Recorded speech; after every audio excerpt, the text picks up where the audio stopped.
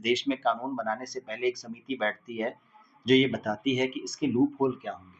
मगर जो आप बात कह रहे हैं, वो एक कड़वी सच्चाई है और मैं स्पष्ट रूप से स्वीकार करूँगा कि वो हमारी शिक्षा व्यवस्था का एक काला चेहरा है। सरकार से वो कितना दूर है? क्या सरकार को वो दिख नहीं रहा कि सीकर में क्या हो रहा है या कोटा में क्या हो रहा है? और मुझे याद आता है शायद मेरे जॉब के तीसरे साल में ही मेरे ऊपर वहाँ 10 से 15 एफआईआर हो चुकी थी। 1984 में ऑपरेशन ब्लू स्टार हुआ। तब वहाँ क्योंकि गिने-चुने सिख परिवार थे, तो वहाँ परिवारों को आस-पड़ोस के माहौल से महसूस हो गया कि अब यहाँ रहना सुरक्षित नहीं लगी है जी। शुक्र है कमलजीत सूदन जी हिस्ट्री शीटर नहीं बने। अगर सब पे अगर कुछ कार्रवाई होती तो हिस्ट्री फाइल बन जाती, फिर वो शीट पे तो बात ही मेरी जिंदगी में जो परेशानियां हैं, मेरी जिंदगी में जो परेशानियां हैं, वो सब्र की इंतहा तेरी ही बदनामियां हैं। क्या हुआ अगर हम है रही नाकामियों के, क्या हुआ अगर हम है रही नाकामियों के, तेरी मंजिल पे जो निशानियां हैं, वो मेरी ही कहानियां हैं। नमस्कार मित्रों, आरबी टॉक शो के पॉडकास्ट में आप सबका हार्दिक स्वागत। आज हमारे मेहमान हैं शिक्षाविद और अद्भुत व्यक्तित्व के धनी कमलजीत सिंह जी सूदन। एक अलग ही तरह का व्यक्तित्व है इनका। बहुत ही सुलझे हुए भी रहते हैं और कभी कभी जब मैं इनको देखता हूँ रात को 8 बजे के बाद, तो ये बड़े जोली नेचर में नजर आते हैं। तो आइए जानते हैं इनकी जिंदगी के बारे में, इनके विजन्स के बारे में और किस तरह का थॉट रखते हैं ये समाज के लिए। सर नमस्कार जी। नमस्कार राजेश जी। बहुत बहुत आपका स्वागत है हमारे चैनल पे। बहुत बहुत धन्यवाद मुझे यहाँ बुलाने के लिए और आरबी टॉक शो के सभी दर्शकों का मेरी ओर से हार्दिक अभिनंदन। सूदन साहब, एक कहावत है कि ना खाता ना बही, जो धनी कह दे वो सही। कितने सहमत है आप इससे? देखिए, इसी के कहावत के जवाब में एक शेर है जो मैं मेरे जीवन से बड़ा उसे आत्मसात करता हूँ। जो देखता हूँ वो कहने का आदी हूँ, जो देखता हूँ वो कहने का आदी हूँ, इसीलिए तेरे शहर का सबसे बड़ा फसादी हूँ। तो होता है, ये बात सही है कि जो धनी कह दे वो सही है, मगर अगर आप अपना ज़मीर, अपनी आत्मा जिंदा रखते हैं, तो आप फिर भी फसाद कर सकते हैं, अपनी बात कह सकते हैं। नहीं, अक्सर एक मैनेजमेंट का एक नियम है जी कि बॉस इज ऑलवेज राइट। तो क्या कहेंगे इसको लेकर? ये बिल्कुल बॉस राइट होता है, मगर डिपेंड करता है बॉस के विजन पर भी।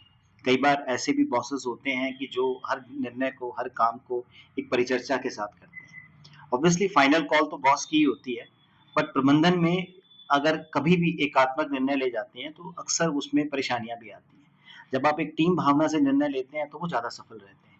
तो मेरे हिसाब से boss used to be right. अब जो नया प्रबंधन का नियम है वो ये कहता है कि टीम सही होती है। टीम मस्ट है, बिना टीम के आप जीत नहीं सकते। बिना टीम के जीत नहीं सकते। बिना अगर टीम का पावर नहीं है तो कैप्टन फेल हो जाएगा। अकेला चना पहाड़ नहीं फोड़ सकता। बिल्कुल, एक टीम के सहयोग की जरूरत है। बिल्कुल संगठन में शक्ति है और बिना संगठन के हम कभी भी कोई जीत हासिल नहीं कर सकते। बिल्कुल यही लगभग शिक्षा के 3 संस्थान, श्री गुरु नानक खालसा प्रबंध समिति, उसके अलावा नॉसगे और अब बीसीए में जी। तो क्या फर्क नजर आया आपको मैनेजमेंट में? सर, हर संस्था अपने साथ एक संस्कार लिए होती है, हर संस्था का एक आचरण होता है, हर संस्था की एक तो होती है जिसे हम लीगल मेथड्स कहते हैं, नियमावली होती है, मगर हर संस्था की एक मूल भावना भी होती है। मैंने अपने करियर की शुरुआत गंगानगर में विशेष रूप से खालसा संस्थान से की थी। Guru Nanak Khalsa college and schools में मैंने वहाँ राजनीतिक विज्ञान के एक व्याख्याता के रूप में सफर शुरू किया था। जल्दी ही मुझे वहाँ का प्रबंधन में दायित्व मिले और संगठन सचिव के रूप में भी वहाँ काम किया मैंने। खालसा संस्थान का कल्चर अलग था। श्री गंगानगर की सबसे शुरुआती संस्थान में 1939 में वो संस्थान बनी थी, आज़ादी से भी पहले। पहला साइंस कॉलेज था। लॉ कॉलेज में किसी समय खालसा संस्थान का अपना एक अलग परचम था। राष्ट्रीय स्तर पर आज भी खालसा लॉ कॉलेज के स्थापित वकील सुप्रीम कोर्ट से लेकर हाई कोर्ट तक अभी भी मिलते हैं हमें। तो उस संस्थान का वर्क कल्चर अलग था। वो वहाँ पर सिख मूल्यों के साथ चलते थे क्योंकि वो गुरु नानक खालसा का संस्थान था। अगर आप उसका नाम देखेंगे तो श्री गुरु नानक जो पहले सिख धर्म थे, और खालसा शब्द वो अंतिम शब्द था, गुरु गोविंद सिंह जी ने दिया था। तो वो गुरु नानक से खालसा बनने तक के पूरे सफर को वो संस्था बताती थी। तो वो संस्था उस सिद्धांत के साथ चलती थी। उसके बाद मुझे यहाँ गंगानगर का जो सबसे बड़ा स्कूल है नोजगे, वहाँ सेवा करने का मौका मिला। अब नोजगे अपने आप में पाश्चात्य जो एजुकेशन है, वेस्टर्न एजुकेशन है, जैसे हम बेसिकली इंग्लिश मीडियम एजुकेशन कहते हैं, उसमें उन्होंने बहुत अच्छा काम किया सुनील साहब ने। तो वो अपने आप में एक मील का पत्थर है। उनसे बहुत कुछ सीखने को मिला। खालसा में हमारे कंग साहब थे, उनसे बहुत कुछ सीखा। नोज़गे में सुन साहब से बहुत कुछ सीखा। अब उसके बाद फिर मैं ये बिहानी शिक्षा ट्रस्ट में आया। अब बिहानी शिक्षा ट्रस्ट जो है ये सेठ गिधाई लाल जी बिहानी द्वारा स्थापित ट्रस्ट है, सनातन धर्म आधारित ये ट्रस्ट है। तो इस संस्थान के मूल्य विचारधारा अलग थी। तो अब मुझे वहाँ वेस्टर्न या मॉडर्न एजुकेशन से एक सनातन और मॉडर्न एजुकेशन में ये रूपांतरण, ये भी एक अपने आप में अनुभव बना। तो तीनों ही संस्थाओं का मैं कहूँगा कल्चर भी अलग था, फ्लेवर भी अलग था और काम करने की तीनों ही संस्थाओं में माहौल भी अलग मिला है और यहाँ जयदीप जी का सानिध्य मिला है। तो तीनों संस्थाओं में आप यूँ समझ लीजिए कि एक किसी-किसी को जीवन में सौभाग्य मिलता है कि जितने भी संस्था प्रमुख थे, वो अपने आप में उन्होंने एक इतिहास बनाने वाले लोग रहे हैं। तो सबसे कुछ न कुछ सीखने को मिला है। चेंजिंग के क्या रीजन रहे? चेंजिंग में परिस्थितियाँ रहती हैं सर। कई बार ऐसी परिस्थितियाँ होती हैं जहाँ आप मोस्टली एक सकारात्मक जो मोस्टली एक जब हम जॉब करते हैं जी, तो सबसे बड़ी जो प्रॉब्लम रहती है वो फाइनेंशियली रहती है। तो बिल्कुल। आपके साथ भी ऐसे? यहाँ फाइनेंशियल से भी ज़्यादा परिस्थिति जन्य भी कई बारी निर्णय लेने होते हैं सर। जैसे कुनानक खालसा प्रबंध समिति का विवाद बड़ा लंबे समय तक चला। उस विवाद में चाहते हुए या न चाहते हुए भी मेरा भी इनपुट रहा। अंततः मैंने यही तय किया कि इस तनाव का कहीं तो अंत करना ही होगा। तो मैंने फिर अपने आप को, अपनी शांति को चुनते हुए वहाँ से विराम लिया। डिसाइड कर दिया। उसके बाद नोज़गे पब्लिक स्कूल में बहुत अच्छा माहौल था, बहुत अच्छा वहाँ का प्रबंधन रहा। तो वहाँ से फिर वो एक स्कूल था, तो यहाँ उसके बाद मैंने बिहानी शिक्षा न्यास जो है, ये कई संस्थाओं का एक समूह है। तो वहाँ से अपनी ग्रोथ की और अधिक अनुभव लेने के लिए फिर मैं यहाँ स्थानांतरित हुआ। अब यहाँ पर जो है, जो यहाँ दायित्व मिलता है, हम लोग वो सँभाल रहे हैं। तो ये परिस्थितिजन्य निर्णय रहे, कुछ इस तरह से विवादास्पद नहीं रहा। पॉजिटिव। बेस्ट अपॉर्चुनिटी कौन सी रही? सभी अपनी-अपनी परिप्रेक्ष्य में बेहतर थी। जब मैं पहली बार मैं किसी समय सिविल सर्वेंट एस्पिरेंट था, तो आईएएस की परीक्षाएँ दी, काफ़ी 1-2 स्तर पार भी किए। उसके बाद पहली जॉब मेरी खालसा कॉलेज थी।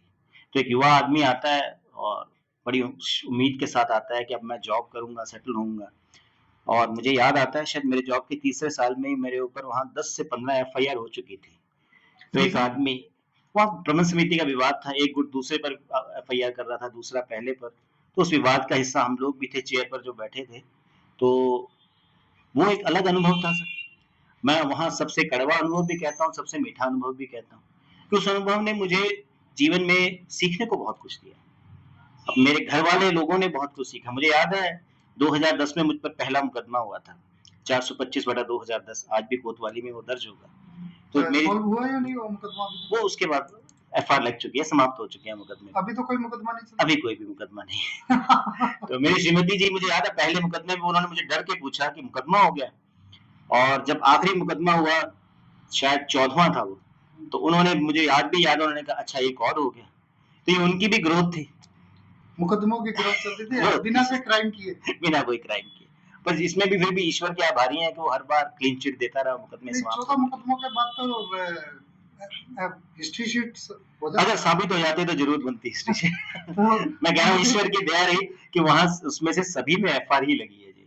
शुक्र है कमलजीत सूदन जी हिस्ट्री शीटर नहीं बने। अगर सब पे अगर कुछ कार्रवाई होती तो हिस्ट्री फाइल बन जाती, फिर वो शीट पे तो बात ही फिर आप भी कोई जेल से बैठे कोई संगठन चला रहे होते। बिल्कुल। और चलो अभी ऐसी नौबत नहीं आई। नौबत नहीं आई जी। तो चलिए परमात्मा का शुक्र है जी, वो जिस हाल में रखे। बिल्कुल। सुदन साहब जन्म कहाँ हुआ? सर मेरा जन्म मूलतः जो है संबलपुर शहर है उड़ीसा के अंदर। ओके। तो मेरा जन्म जो है आप यूँ समझ लीजिए भारत के पूर्वी कोने में हुआ है। मूल रूप से मैं उत्तरी कोने से हूँ, जम्मू कश्मीर से। मेरे पूर्वज जो हैं वो जम्मू कश्मीर में थे और अभी व्यवसाय मैं कर रहा हूँ पश्चिमी कोने में आज की डेट में। तो 3 कोने में भारत के नाप चुका हूँ, बाकी अब ईश्वर के हाथ में। दक्षिण का कोना बाकी है। चौथा दक्षिण रह गया है बस। बिल्कुल जी। रामेश्वरम इस तरफ जाना बाकी है जी, वो अंतिम कोना वो बचा है अब। बिल्कुल जी। सुदन साहब रायसी नगर कैसे आना हुआ परिवार का? सर एक्चुअली क्या है कि 1947 के बाद हम लोग जो पाकिस्तान से विस्थापित हुए थे, हमारे बुजुर्ग जो हैं, तो हम लोग जो मूल रूप से कश्मीरी ब्राह्मण थे। बहुत सालों पहले काशी से बहुत सारे ब्राह्मण जो हैं वो जम्मू कश्मीर जाकर रहने लगे थे। तब पाकिस्तान भारत एक ही था। तो पाकिस्तान में एक शहर था मुजफ्फराबाद। तो वहाँ पर काशी से बहुत सारे ब्राह्मण वहाँ जाकर स्थापित हुए। जब सिख धर्म शुरू हुआ तो वहाँ पर सब लोगों ने सिख धर्म को उसके अनुयायी बन गए। तो हमारे पूर्वज जो है सिख धर्म में परिवर्तित हुए। 1947 में जब ये गदर फैला, जब बंटवारा हुआ, तो रातों रात वहाँ से भागना हुआ। तो वहाँ से भागकर हम लोग जम्मू कश्मीर के रिफ्यूजी कैंप में पहुंचे, हमारे बुजुर्ग जो हैं। वहाँ से जो हमें ज़मीनें अलॉटमेंट हुई भारत सरकार की ओर से, वो ज़मीन हमें अलॉटमेंट हुई इधर रायसिंह नगर में 10 एमपी गाँव में। इस वजह से फिर वहाँ से विस्थापित होकर रिफ्यूजी कैंप से निकलकर जो हमारे बुजुर्ग हैं वो यहाँ स्थापित हुए रायसिंह नगर। रायसिंह नगर में। तो कैसा लगता है रायसिंह नगर आपको? बहुत अच्छी यादें हैं सर। आज भी माता-पिता का घर वहाँ है तो आदमी दुनिया में कहीं भी चला जाए, अपनी जड़ें और अपनी जो बेसिक मिट्टी है उसकी महक को भुला नहीं सकता है। तो आज भी वहाँ जाना रहता है। राजस्थान की गलियाँ आज भी जानी-पहचानी लगती हैं। वहाँ की मिट्टी में अभी भी वो बचपन की महक नज़र आती है। तो बचपन वहीं रहा है मेरा। कोई ऐसे फ्रेंड्स जिनसे आज भी कांटेक्ट हो आपका? हाँ, बचपन के काफ़ी मित्र हैं, अभी संपर्क में हैं। हालाँकि जो पुराने उस वक़्त के जितने भी मित्र थे सभी काम के सिलसिले में कोई जयपुर, दिल्ली कहीं शिफ्ट हो गए हैं।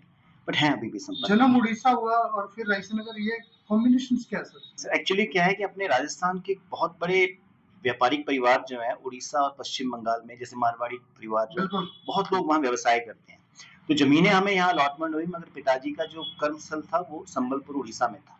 वहाँ हमारे होटल और ट्रकों का काम था। तो फिर वो व्यवसाय वहीं थे तो एक बार शुरुआत में वहीं रहे। तो दूसरा मैं इसको विस्थापन कहता हूँ कई बार हमारी पारिवारिक चर्चाओं में जब 1984 में ऑपरेशन ब्लू स्टार हुआ, तब वहाँ क्योंकि गिने-चुने सिख परिवार थे, तो वहाँ परिवारों को आस-पड़ोस के माहौल से महसूस हो गया कि अब यहाँ रहना सुरक्षित नहीं है। फिर तय यही हुआ कि जहाँ मूल ज़मीनें आवंटित हैं, जहाँ मूल परिवार बाकी रह रहे हैं, तो इस तरह से अलग स्टेट में सिंगुलर फैमिलीज़ का रहना सुरक्षित नहीं है। तो 84 के माहौल के बाद हम लोग फिर 81 में मेरा जन्म था, 84 में हम लोग यहाँ शिफ्ट हो गए। 81 पारिवारिक सुरक्षा के कारणों से फिर सबको राइसनगर ही आना उचित लगा जी। रायसिंह नगर का क्या स्कोप देखते हैं आजकल? बैंकिंग में काफी नाम चल रहा है रायसिंह नगर का। रायसी नगर सर अगर आप देखा जाए तो सबसे बड़ी तहसील है अपनी और रायसी नगर ने अपने आप में प्रोग्रेस भी बहुत की है। जैसे आपने बताया बैंकिंग में बैंकिंग में अभी आप जैसे किस नाम मेडिकल से में हो? कोटा का नाम हो गया था तो बैंकिंग में बैंकिंग में रायसी रायसिंह नगर नगर का का नाम नाम है। मानता हूँ मैं। रायसी नगर अभी उभरता हालांकि हुआ शहर गवर्नमेंट उस पर कोई उसको प्रॉफिट्स नहीं दे रही वहाँ पे, वैसे कुछ उस तरह का एक स्ट्रक्चर्ड वे में कुछ भी स्ट्रक्चर वहाँ नहीं स्थापित किया नहीं जा है रहा वहाँ पे, जी। लेकिन जो पर्सनली वहाँ के जो लोग हैं उनकी वजह से आज बैंकिंग के कोचिंग सेक्टर में सेंटर्स रायसिंह वहाँ नगर काफी बन चुके हैं। रायसी नगर में अब माहौल बदला है। पहले वहाँ जो कृषि आधारित काम ज्यादा थे, व्यापार आधारित ज्यादा थे। अब वहाँ ये सर्विस कल्चर भी आया है सर्विस खास तौर कल्चर आ से चुका बैंकिंग का, तो काफी फर्क पड़ा है रायसी नगर में। है। मैरिज कब हुआ आपका? सर मेरी मैरिज हुई 2014 2014 सॉरी में। 2007 में हुई 14 में यहाँ हम शिफ्ट हुए अच्छा, 2007 में। मतलब जब आप लगभग 26 के थे तब जी मैरिज हुआ। जी लव मैरिज ना अरेंज मैरिज? दोनों ही कह सकते हैं सर। पहले लव हुआ फिर सब अरेंज हो गया अच्छा, जी पहले लव हुआ फिर अरेंज हुआ। घर वालों की सहमति से ही हुआ जी। घर वाले वाइफ लोकल से आपकी? हाँ वही रायसी नगर लोकल से ही अच्छा, रायसिंह नगर से ही है। जी। इंटरकास्ट? इंटरकास्ट हैं तो दोनों परिवार सिख परिवार हैं मगर वो अरोड़ा सिख हैं तो ग्रोवर लगा हैं वो सरनेम अच्छा, जी। तो कैसा चल रहा मैरिज लाइफ आपका? ईश्वर की दया है सर। ठीक है, लव मैरिज में बड़ी प्रॉब्लम्स रहती हैं, फैमिलियों का जो कोऑपरेशन है वो कम मिलता है आदमी को।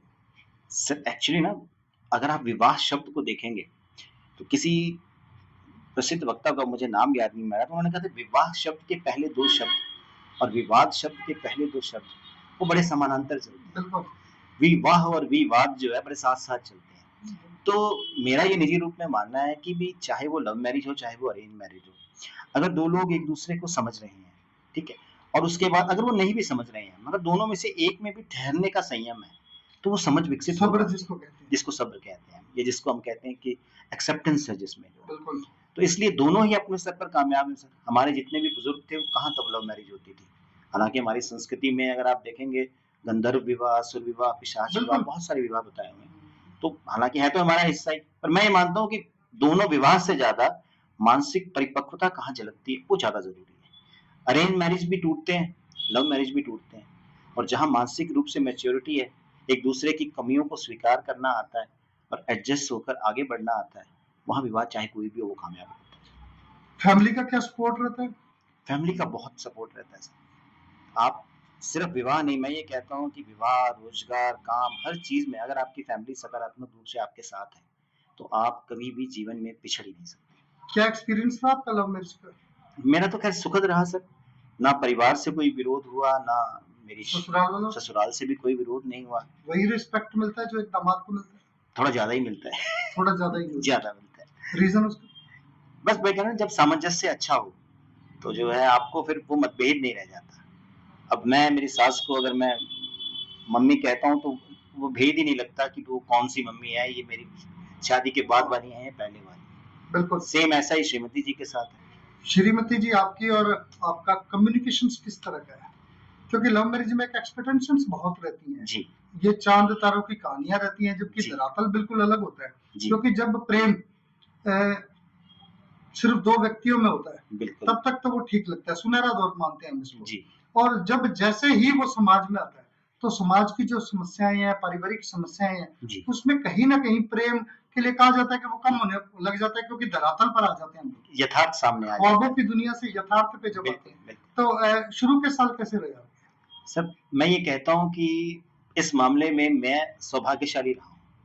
जो मेरी धर्मपत्नी है, वो मुझसे भी ज़्यादा परिपक्व हैं, मुझसे भी ज़्यादा सहनशील हैं, मतलब मुझसे वो हर अंदाज़ में बेहतर हैं। मैं उनको कई बार छेड़ता भी होता हूँ। मुझे एक बार जैसे उन्होंने बताया कि उन्होंने शादी से पहले जो है, तो सोमवार की शिव जी के 16 व्रत किए व्रत थे। किए थे, बिल्कुल। मैंने पूछा उससे क्या होता है? कहते जी उससे अच्छा पति मिलता है। फिर मैं उनको कई बार ये तंज करता हूँ कि एक आधा व्रत में कोई तो गड़बड़ हुई है, वरना शिव जी इतना बड़ा ब्लंडर आपके साथ नहीं कर सकते थे। तो वो कहती नहीं ऐसी बात नहीं है, तो मैं फिर भी ये कहता हूँ कि उनमें मुझसे बहुत ज़्यादा सहनशीलता है। ऐसे बहुत सारे शादी में देखिए उतार-चढ़ाव के समय आते हैं। उन्होंने हमेशा मुझे सहा है, सपोर्ट दिया है और आज तक वो कर रही हैं। मुझे ये भी विश्वास है कि वो हमेशा करेंगी। क्या सिंगल लाइन देना चाहेंगे सक्सेसफुल मैरिज लाइफ के लिए? बस मैं सिंगल लाइन से भी ज़्यादा एक सिंगल शब्द देना चाहूँगा, एक्सेप्टेंस। जब तक आप सामने वाले को जिस भी रूप में वो है, आप उसे स्वीकार नहीं करते, तब तक आप किसी भी चीज़ में सफल नहीं हो सकते, खास तौर से विवाह में तो। अभी एक नया ट्रेंड चल रहा है, जी। Live in relation. हुँ। इसको लेकर क्या कहेंगे? बात वही आ जाती है सर कि नज़रिया है देखने का। आप किसी भी चीज़ को किसी भी परिदृश्य में देख सकते हैं, उसको सही-गलत के किसी भी पैमाने पर तोल सकते हैं। एक समय ऐसा था कि जब विवाह होता था, तो शादी के कई दिनों बाद तक भी पति-पत्नी एक-दूसरे की शक्ल भी नहीं देखते थे। होने के बाद ही होता है, होने जिसको के हम बाद गोना कह होता देते हैं। बिल्कुल, बिल्कुल। पंजाबी में मुकलावा कह देते हैं अलावा लोग, क्या देते उसके बाद ही देखते थे। फिर एक समय आया कि भई अब शक्ल तो देखनी पड़ेगी। फिर एक समय आया अब फ़ोटो आदान-प्रदान हो गए। फिर एक समय आया कि हमने कहा चलो अब आमने-सामने बैठकर बात कर लो। फिर एक समय इस स्तर पर आया कि जाओ आप लोग उस कमरे में या छत में जाके कुछ सवाल पूछना तो वो बिल्कुल। पूछ लो। अब आप देखिए कालांतर में कैसे परिवर्तित आया है। अब एक समय उसमें भी आ गया कि कुछ दिन रह के देख लो। अब ये सब मैं ये कहता हूँ एवोल्यूशन है। तो ये सारी चीज़ें जो है समय के साथ-साथ बदलती हैं। कहाँ तो वो मुकलावा था, कहाँ आज ये स्थिति आ गई है। अब बात ये आ जाती है कि हमें इसको स्वीकार करना है या नहीं, तो ये हर किसी के माइंडसेट के ऊपर है सर। अगर कोई आदमी किसी को ये कंफर्टेबल है, तो मुझे नहीं लगता कि दूसरे को उसमें हस्तक्षेप करना चाहिए। और अगर मैं ये समझता हूँ कि कोई इसमें कंफर्टेबल नहीं है, कोई एक भी पक्ष अगर कंफर्टेबल नहीं है, तो इसको किसी पर थोपना भी नहीं चाहिए। तो ये हर आदमी का पर्सन टू पर्सन जो है उसका आउटलुक है कि वो इसको कैसे देखता है। एजुकेशन में बड़े बदलाव आ रहे हैं इन दिनों। बिल्कुल। कभी स्टूडेंट थे जो तख्ती लेकर जाते थे स्कूलों में, जी, उसके बाद टीचर्स वर्क देते थे, वो बेचारे आते थे उस तख्ती पे काम करते थे, फिर उसको सुखाते भी थे, धोते भी थे, फिर उसकी लीपापोती करते थे। बहुत सारे स्ट्रगल किए स्टूडेंट्स ने। बिल्कुल, आज वो स्ट्रगल्स खत्म हो गए हैं। खत्म हो गए हैं। सर, बच्चों का जो मेंटली लेवल है, जिसको हम आईक्यू कहते हैं, वो बढ़ रहा है या कम हो रहा है? बड़ा गहरा सवाल पूछ लिया सर आपने। गहरा इसलिए क्योंकि इसमें आप अगर आप देखेंगे, पहले की परिस्थिति और आज की परिस्थितियों में अपेक्षाएँ बदल गई हैं। अभिभावकों की स्कूलों से और शिक्षा व्यवस्था से अभी अपेक्षाएँ बदल गई हैं।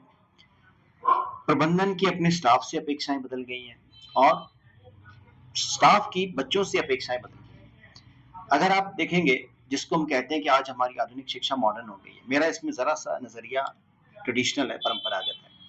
आज हम अक्सर बात करते हैं कि भारतीय शिक्षा पद्धति बहुत अच्छी है और दुनिया की जितनी भी मल्टीनेशनल कंपनीज़ हैं, उसके सीईओ भारतीय हैं। चाहे गूगल के कह लीजिए, एप्पल के कह लीजिए या वर्ल्ड बैंक के कह लीजिए।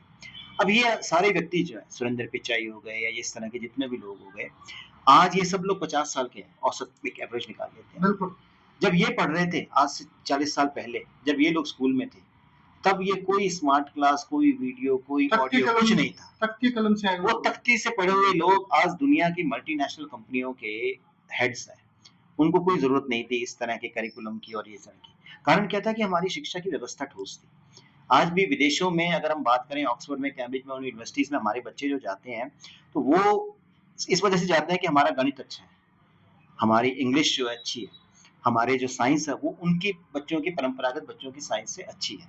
अगर आप देखेंगे हमारे स्वतंत्रता संग्राम में जितने भी बड़े लीडर रहे हैं, नेहरू जी, अंबेडकर, ये जितने भी लोग हुए, ये सब लोग इंग्लैंड से पढ़कर आए। ये सब लोग तख्तियों के बाद भी वहाँ जाकर लॉ करके और वहाँ अपना परचम स्थापित करके आए। मनमोहन सिंह जी हमारे पास पाकिस्तान से बिल्कुल। विस्थापित थे, मगर उनके जैसा एलीट एजुकेटेड प्राइम मिनिस्टर आज तक भारत को नहीं आया। ये सब उस तख्ती व्यवस्था से निकले हुए हैं। तो मेरा ये समझना है कि आधुनिकता ज़रूरी है, मगर जब तक आप अपनी शिक्षा का बेसिक स्तर सही नहीं करते हैं, जब तक हम अपने कक्षाओं के परंपरागत शिक्षा पद्धति को मजबूत नहीं करते हैं, तब तक आप जितने मर्जी नए-नए शब्द ले आएँ, जितनी मर्जी नई-नई तकनीक ले आएँ, उसका परिणाम नहीं आएगा। क्या बीसीए में ऐसा चल रहा है? बीसीए में सर हम लोग ब्लेंड करने की कोशिश कर रहे हैं। जो स्कूल आधुनिकता है की ओर या परंपरा की ओर? दोनों की ओर सर। अब जैसे उदाहरण के लिए आपको दूँगा मैं, बीसीए में हम लोगों ने इंग्लिश मीडियम एजुकेशन रखा हुआ है। मगर यहाँ पर हमारे जो ट्रस्ट का विज़न है, वो भी बड़ा महत्व रखता है। यहाँ पर हम लोग एक एक्टिविटी करते हैं, वैसे तो बहुत कुछ होता है, सिर्फ उदाहरण को समझाने के लिए आपको बता रहा हूँ। इस सनातन शनिवार एक एक्टिविटी करते हैं। अब उसमें देखने में ऐसा लगता है कि शायद हम पूजा-पाठ या कुछ ऐसा करते हैं, जबकि उसमें जितने भी सनातन सिद्धांत हैं, उसका व्यवहारिक पक्ष, उसका वैज्ञानिक पक्ष, उसका यथार्थवादी पक्ष जो है, उसको बच्चों को बताया जाता है। हम कोशिश ये कर रहे हैं कि हमारे बच्चे मॉडर्न भी हों, मगर मॉडर्न होने का मतलब ये नहीं है कि हम अमेरिका या इंग्लैंड के लिए लेबर पैदा करें, कि वहाँ जाके हमारे बच्चे वहाँ के टाइपिस्ट या पंपों पे खड़े हो जाएँ या वहाँ की गूगल की कंपनी में डेटा एंट्री करें। आधुनिकता का मतलब ये है कि आपको वर्तमान विषय पता होने चाहिए, बट आपको ये भी पता होना चाहिए कि आपकी जड़ कहाँ है।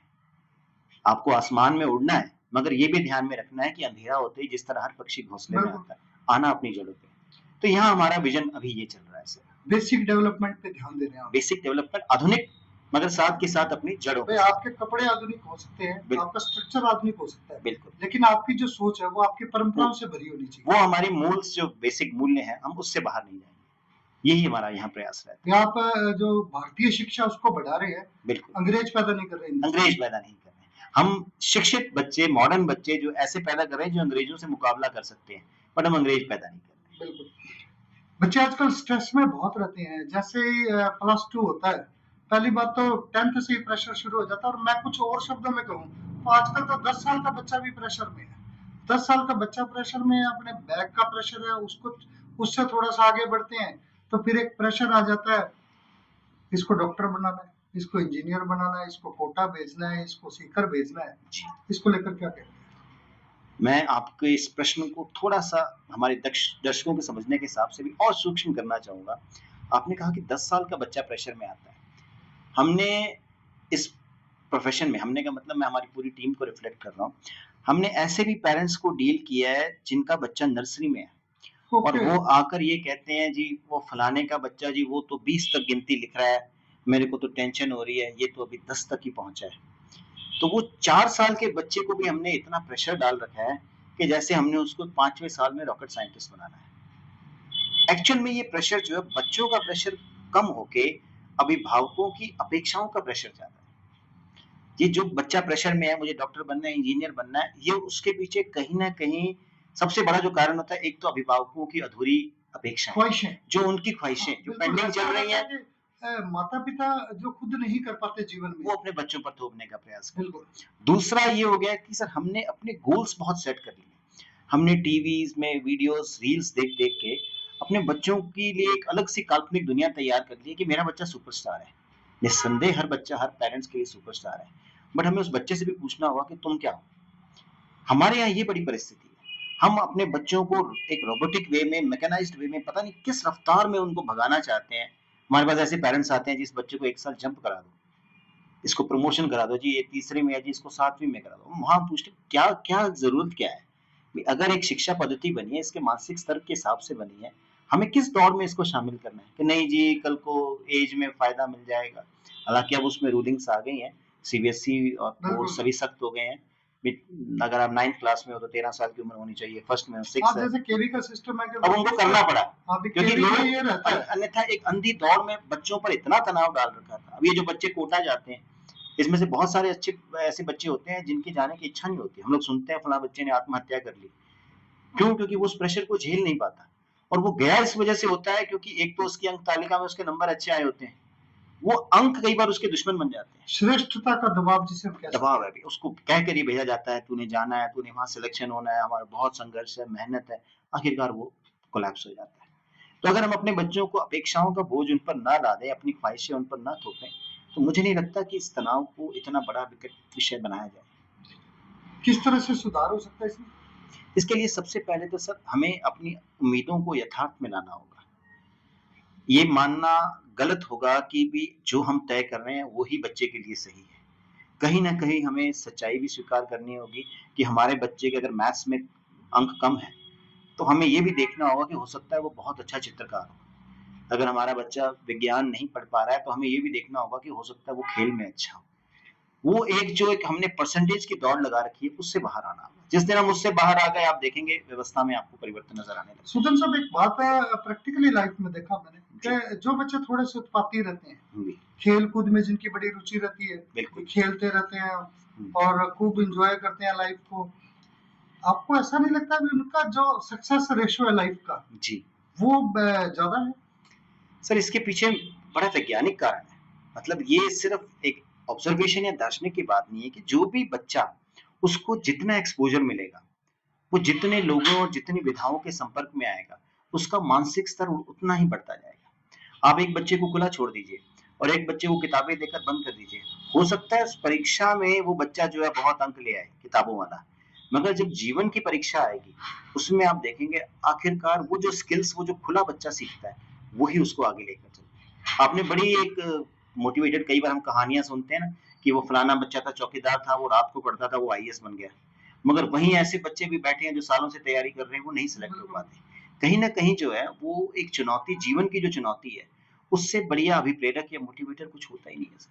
जी, जब परमात्मा ने सबको सेम चेहरा नहीं दिया, जी, सेम परिवार नहीं दिए, तो मैं ये मानता हूँ कि परमात्मा ने जो सबका आईक्यू है वो भी अलग-अलग सेट किया हुआ है। बिल्कुल। तो टीचर्स के रूप में जो टीचर्स होता है उसको स्टूडेंट्स का पता होता है।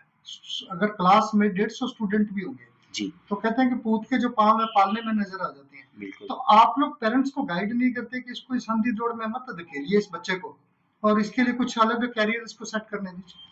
आपको सर मैं एक छोटा-सा किस्सा सुनाता हूँ, ये एक सच्चा किस्सा है। अभी हम जिस रोशनी में बैठे हैं, इसको इजाद करने वाले थे थॉमस एडिसन। थॉमस एडिसन के टीचर ने उनकी मदर को एक बार बुलाया और उनको एक चिट दी। उस चिट को उसमें लिखा था कि आपका बच्चा जो है, ये थोड़ा स्लो है और ये ज़्यादा शिक्षा में कुछ कर नहीं पाएगा। उसकी माँ ने एडिसन को बताया नहीं उस चिट में क्या है। उन्होंने सिर्फ इतना कहा कि टीचर ने तारीफ की और आपने बहुत अच्छा बताया। बहुत साल बाद जब वो आज थॉमस एडिसन को हम दुनिया के सर्वश्रेष्ठ वैज्ञानिकों के रूप में जानते हैं। बहुत सालों बाद उनकी माँ ने उनको बताया कि बेटा उस चिट में ये लिखा था कि आप जीवन में शिक्षा के क्षेत्र में कुछ कर नहीं पाएँगे। तो अब यहाँ पर एक टीचर का रोल बहुत इम्पोर्टेंट हो जाता है। आपने एक शब्द इस्तेमाल किया आईक्यू।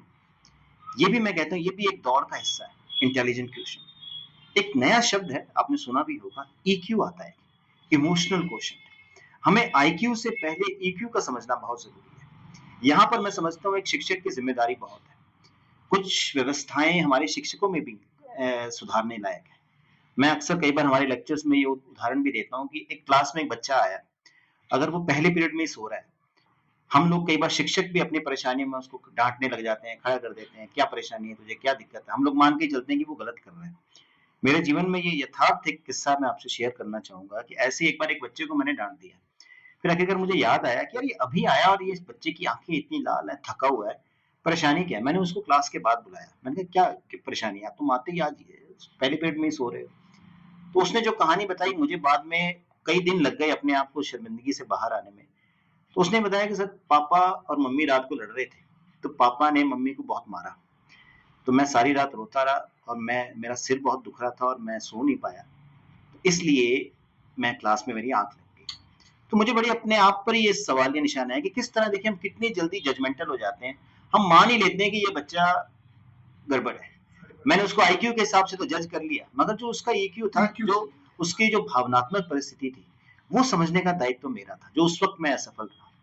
तो यहाँ पर एक टीचर्स का भी रोल हो जाता है कि उन बच्चों को कैसे सँभाला जाए। अब अभिभावक अपनी अपेक्षाएँ लेकर बैठे हैं, शिक्षक अपनी अपेक्षाएँ लेकर बैठे हैं।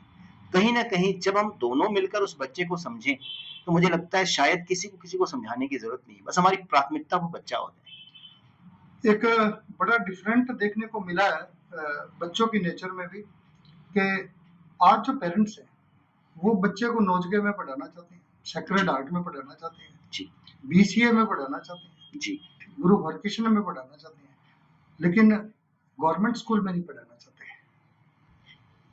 देखिए, अब यहाँ पर ना एक बड़ा मैं व्यवहारिक बात करूँगा, हो सकता है ये बात विवादास्पद भी हो जाए, मगर ये मेरी निजी राय है। मैं अपनी राय ये नहीं कहूँगा, ये एक ऑब्ज़र्वेशन है। जो मेरा अनुभव ये है, गवर्नमेंट टीचर लगना बड़ा मुश्किल काम है सर। बड़े कॉम्पिटिशन की तैयारी करके अच्छा। 3rd grade, 2nd grade, 1st grade हम लोग अपॉइंट होते हैं। तो ये तो तयशुदा बात है कि वहाँ के शिक्षक हो सकता है प्राइवेट स्कूलों से भी बेटर हों। बात आ जाती है उसके बाद डिलीवरेंस की, कि वो परफ़ॉर्म कैसे करते हैं। ऐसे भी कई स्कूल हैं, आपने देखा होगा आदर्श स्कूल हैं, जहाँ एक-एक शिक्षक ने उन स्कूलों की दिशा और दशा दोनों बदल दी है। बट सामान्य तौर पर जनरल ऑब्जर्वेशन ये पा लिया जाता है कि एक बार गवर्नमेंट जॉब लग गई, उसके बाद हमारा जो लाइफ का स्ट्रगल है वो समाप्त हो गया। हाँ, हम तो जमाई हो गए हम सरकार के। सरकार की तो वो जो नजरिया है उसने इस व्यवस्था को बिगाड़ रखा है। अदरवाइज अगर आप अंतर्राष्ट्रीय स्तर पर बात करेंगे, ऐसे बहुत सारे देश हैं जो शिक्षा में बहुत अच्छे माने जाते हैं, नॉर्वे, फिनलैंड, ऐसे जो बहुत सारे देश हैं, वहां पर सरकारी स्कूलों का अलग ही रुतबा है। वो देश ऐसे हैं जहां पर गवर्नमेंट की हाईएस्ट सैलरी जो है वो टीचर्स को दी जाती है। अपने यहाँ हमारे यहाँ एक व्यवस्था है ना कि हम डॉक्टर्स को, इंजीनियर्स को, वो कहते हैं कि इन सबको बनाने वाला मूलतः कौन है? एक शिक्षक है। शिक्षक। तो हाईएस्ट सैलरी वहाँ शिक्षक की है। जिस दिन ये रूपरेखा हमारे यहाँ निजी और राजकीय दोनों स्तर पर आ गई, तो हो सकता है शायद आने वाले समय में हम बहुत बेहतर परिणाम दे पाएँ। तो सुदन साहब, आप ये कहना चाहते हैं कि आज के समय में पेरेंट्स गवर्नमेंट स्कूल की अपेक्षा प्राइवेट स्कूल में पढ़ाना इसीलिए आपको ठीक उनका लगता है? भरोसा ज़्यादा है, उनका भरोसा, जो अभिभावक है उनका भरोसा प्राइवेट स्कूल पे प्राइवेट पर ज़्यादा है। ज़्यादा है। जी। अब आप देखेंगे एक ये भी परिस्थिति है कि बहुत सारे गवर्नमेंट स्कूल के टीचर्स, उनके खुद के बच्चे जो हैं वो खुद प्राइवेट में पढ़ रहे हैं। तो यहीं से ये जो विरोधाभास है वो झलक जाता है हमें।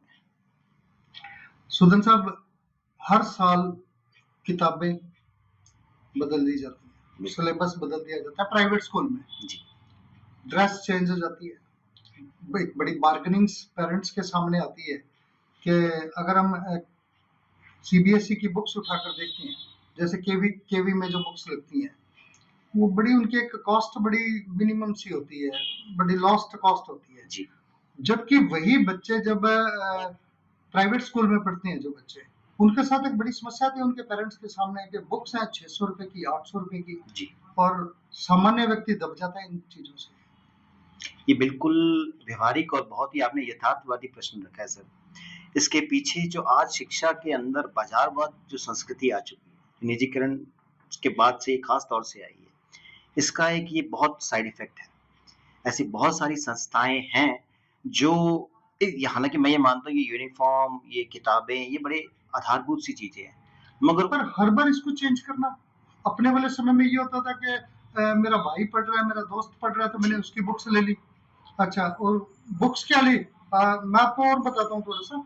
मैं खुद यही करता था कि मैं हाफ रेट पे बुक्स लेता, जी, और मेरे फादर को पता ही नहीं चलता था कि मेरी बुक्स कहाँ से आई हैं।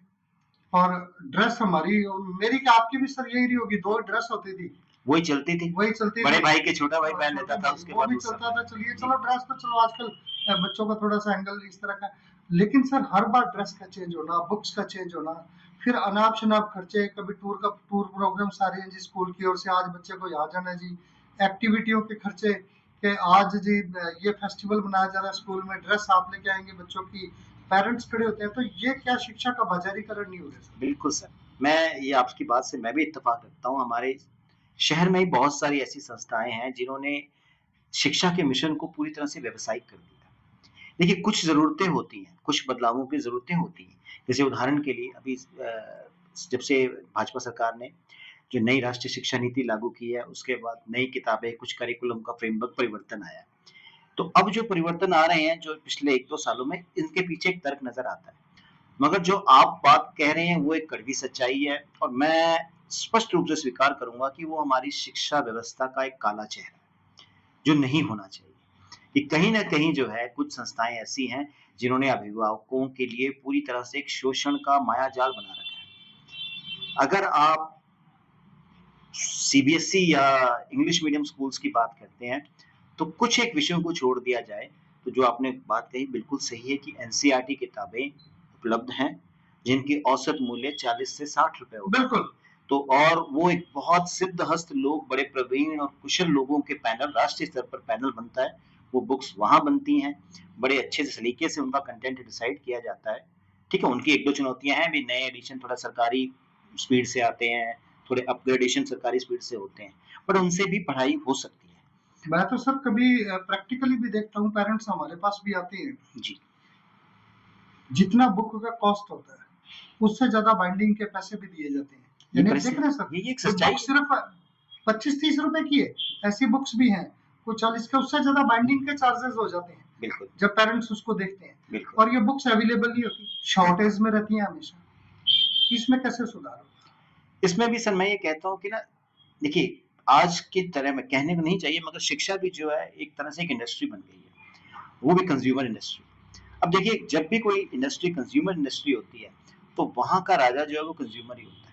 अगर अभिभावक सजग हों, अगर वो किसी भी स्कूल को चुनने से पहले बिल्डिंग देखने की बजाय या ट्रेंड देखने की बजाय या पड़ोसी का बच्चा कहाँ जाने की देखने की बजाय, मूल रूप में ये कहता हूँ 3 सवाल करें वो, किसी भी स्कूल को चयन करने से पहले। पहला सवाल जो आपने बताया, किताबें, भाई आप पढ़ा क्या रहे हो? मैं मुझे नहीं लगता कि कितने लोग शायद जो हमें देख रहे हैं वो इत्तेफाक ना रखते हैं, सर, वो कभी जाकर पूछते हैं कि क्लास में क्या होता है। 0.10% भी नहीं मानता इसके ठीक अंदर है, कि पेरेंट्स पूछते होंगे। ठीक है। दूसरा सवाल हो जाता है कि आपका स्टाफ कितना है, ठीक है, किस स्तर का स्टाफ है। आप कभी भी देखेंगे तो बहुत कम ऐसे पेरेंट्स हैं, देखिए, स्कूल भेजने का मतलब क्या है? अगर आपके स्कूल जो है मार्बल की उसमें छत लगी हुई है या मार्बल की दीवारें हैं, उससे बच्चे का विकास नहीं होगा। अगर वहाँ 3 एसी की बजाय 4 एसी लगा दीजिए, बच्चे के काम की क्या चीज़ है? उसकी शिक्षा, उस स्कूल का अनुशासन, ठीक है, उसके बाद उस स्कूल का आपके प्रति फिजिकल उत्तरदायित्व, एक्टिविटीज। आप कितना उत्तरदायी है वो आपके, ठीक है। तो जब हम हमारे अभिभावक सजग होकर इस सवाल पर आ जाएंगे, आप देखिए अपने आप जो है जैसे कंज्यूमर होगा वैसे इंडस्ट्री चेंज हो जाती बच्चों के नाम पे बड़ा शोषण का खेल खेला जाता है, क्योंकि बच्चे बड़ा सॉफ्ट पार्ट है पेरेंट्स का, क्योंकि माता पिता जीते ही बच्चों के लिए हैं। शायद यही एकमात्र वजह है कि बच्चों के नाम पे पेरेंट्स हमेशा ब्लैकमेल होते रहे हैं।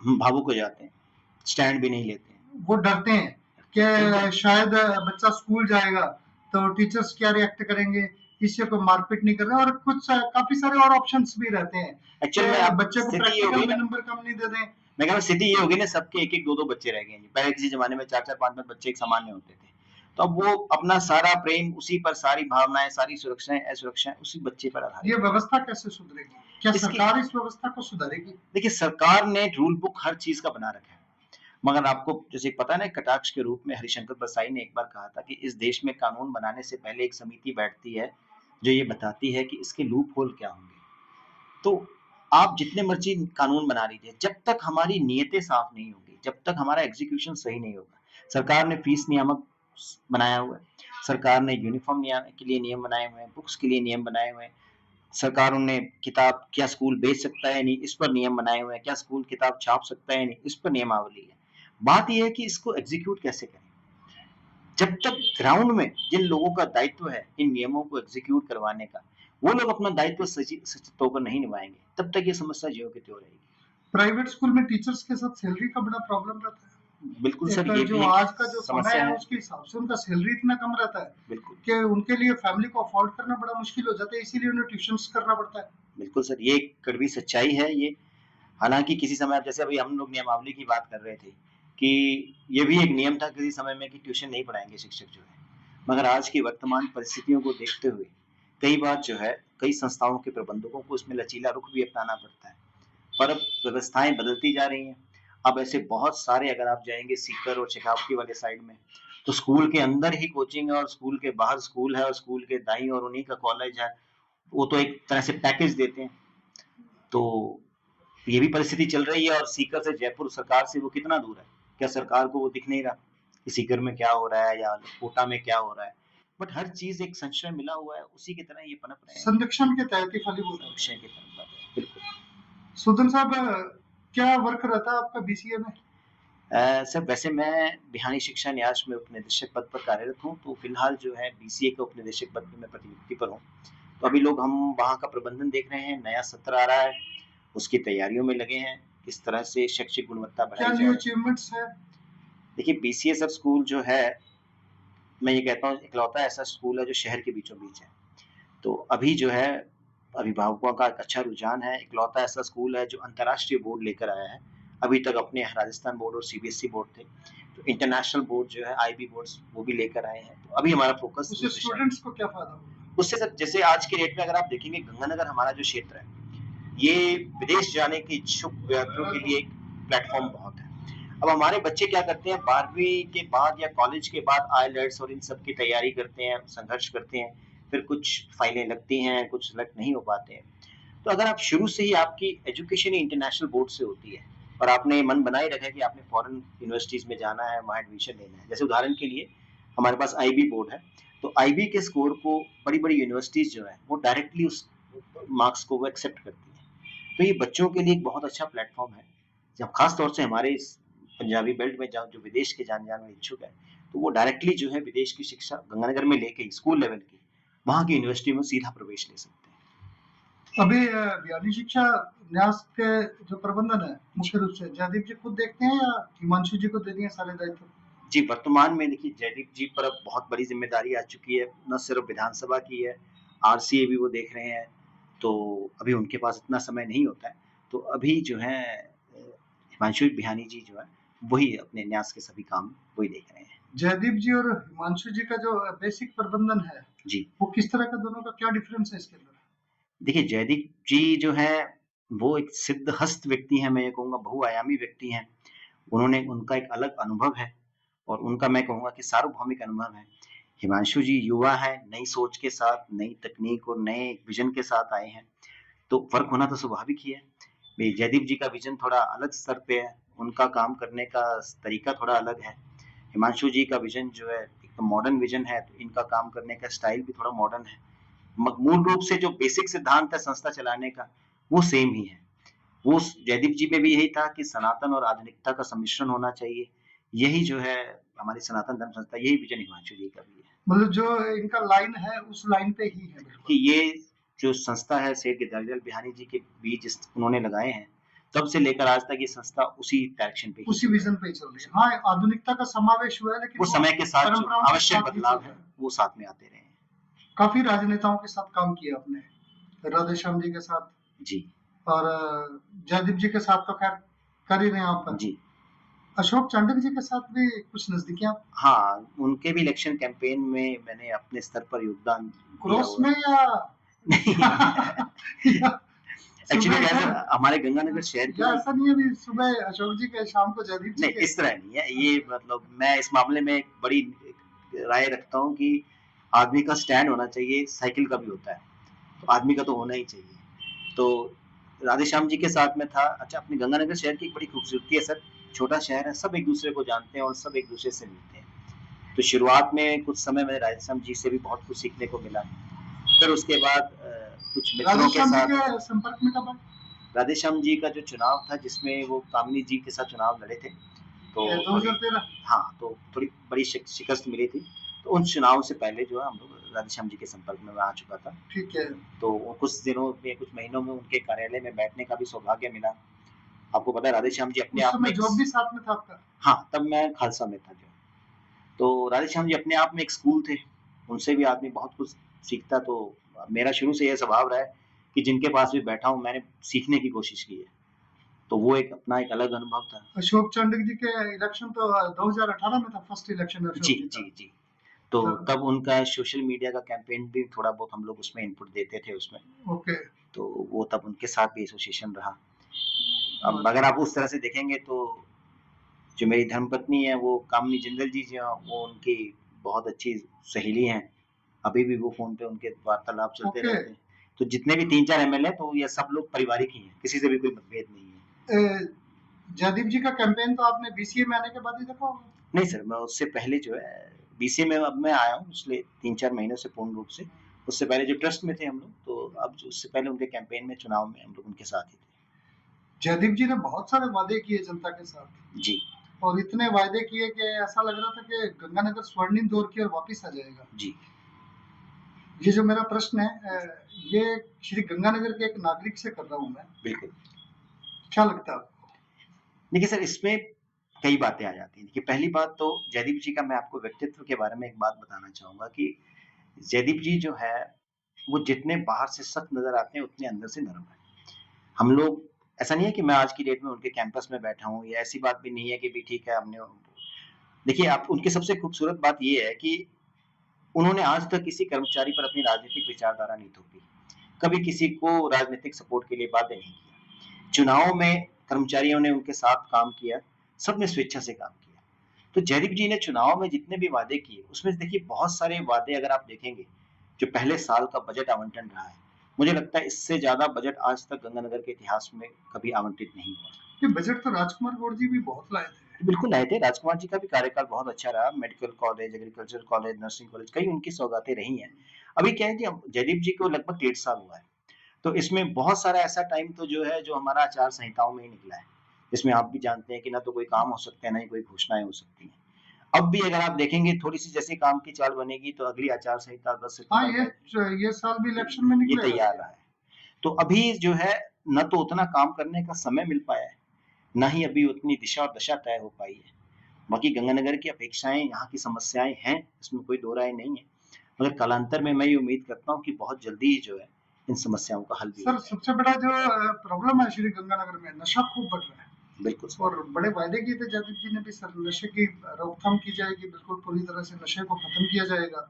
जी, तो अगर आप, मुझे लगता है शायद कल या परसों का भास्कर था, मैं अब उसकी कटिंग आपसे शेयर करूंगा। उसमें खुद सरकार की तरफ से और पुलिस महकमे की तरफ से ये कहते हैं कि अब तक की मादक पदार्थों पर जो जितने भी जब्त करने की कार्रवाई हुई है, वो भी पिछले 1 वर्ष में सर्वाधिक हुई है। देखिए, ये समस्याएं ऐसी सर हैं। फिर नशा क्यों बढ़ रहा है? किसका संरक्षण प्राप्त है इसको? मैं ये कह रहा हूँ सर, इसमें कई फैक्टर्स आ जाते हैं नशे में। देखिए, पहली चीज तो है भौगोलिक परिस्थिति। हमारा जो गंगानगर है, खास तौर से गंगानगर हनुमानगढ़, ये पंजाब के परिदृश्य में भी है, ये पाकिस्तान से भी लगता है, ये हरियाणा से भी लगता है। तो सबसे पहले तो यहाँ का जो इंटरनल चैनल है नशे का, वो बड़ा कॉम्प्लेक्स है। दूसरी बात, मैं आपकी उस बात से भी सहमत हूँ कि कहीं ना कहीं जो है संरक्षण भी मिला है इस चीज को, चाहे वो प्रशासनिक स्तर पर मिला हो, राजनीतिक स्तर पर मिला हो। अब इस कड़ी से कड़ी को तोड़ने के लिए देखिए, सिर्फ एक नेता या एक अधिकारी या एक पुलिस वाला, ये दायित्व तो उसका नहीं है। नशा किसी समय में तो समस्या था, एक मेडिकल सोशल। सा था, आज वो एक सामाजिक और पारिवारिक समस्या बन चुका है। अब आप देख रहे होंगे, पंजाब में इन दिनों एक ट्रेंड चल रहा है, अगर आप देखिए वहां के एमएलए और पुलिस के अधिकारी बैठे रहे तो ये कभी खत्म नहीं होगा। अब वहां गांवों ने क्या किया है, कुछ टीमें बनाई हैं, मैं आजकल सोशल मीडिया पे भी खूब वायरल हो रही हैं। जैसे कि गांव में सबको पता रहता है कि किसके घर से या कौन आदमी नशे का काम कर रहा है, पूरा गांव उस घर में इकट्ठा होकर जा रहा है। ऐसा भी नहीं है कि वो कानून अपने हाथ में ले रहे हैं, वो उसके घर में जाके बैठ जा रहे हैं।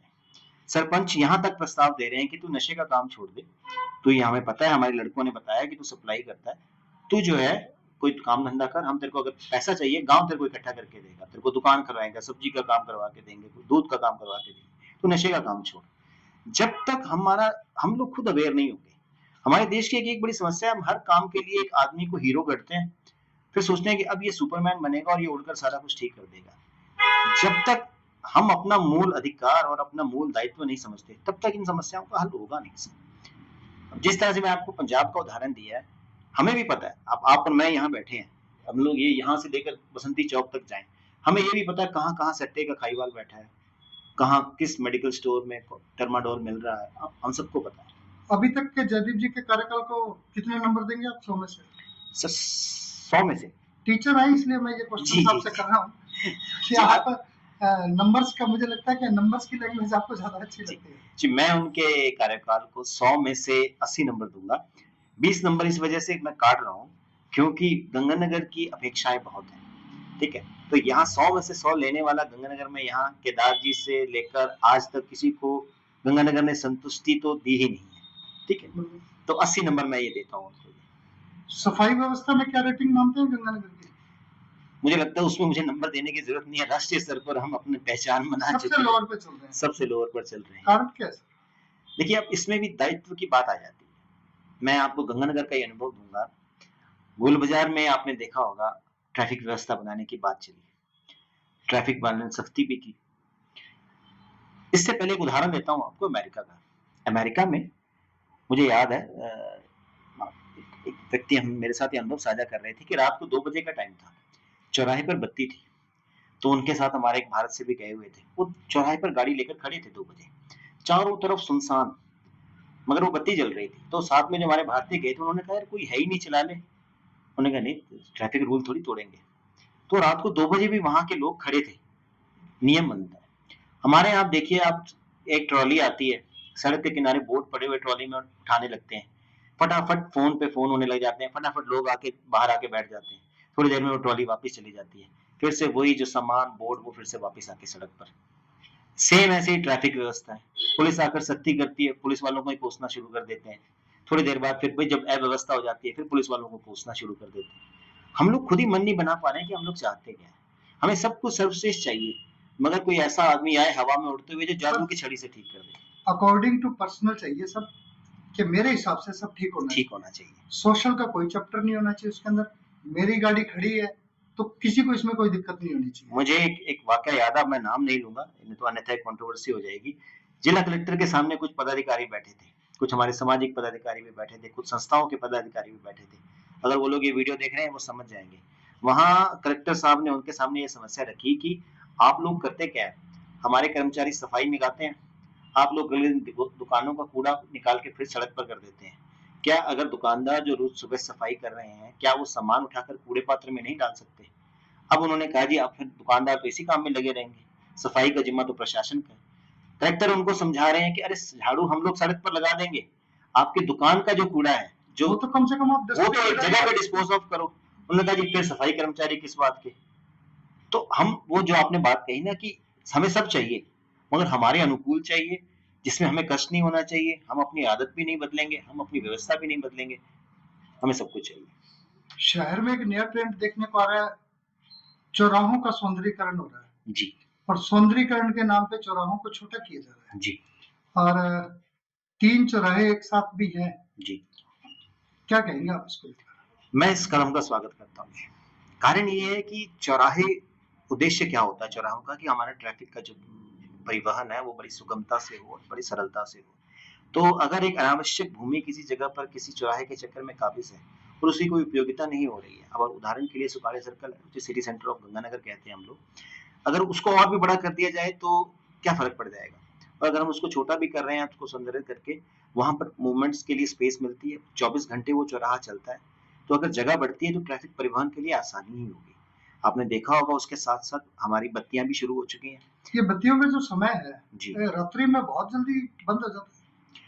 ये भी अभी देखिए पूरी तरह से फाइनल नहीं हुआ है, मुझे लगता है शायद कम अभी से भी। कम वो जो रूल्स है, कम से कम रात्रि 11 बजे तक का तो समय रहना चाहिए, क्योंकि उसके बाद ही बसें भी निकलती हैं उधर से। जी, और भी जबकि बत्तियां मोस्टली देखते हैं कि 9 बजे के बाद ही पैक हो जाती हैं। बिल्कुल यहाँ प्रशासन को समझना चाहिए व्यवहारिकता इसकी, जो बिल्कुल सही कह रहे हैं आप।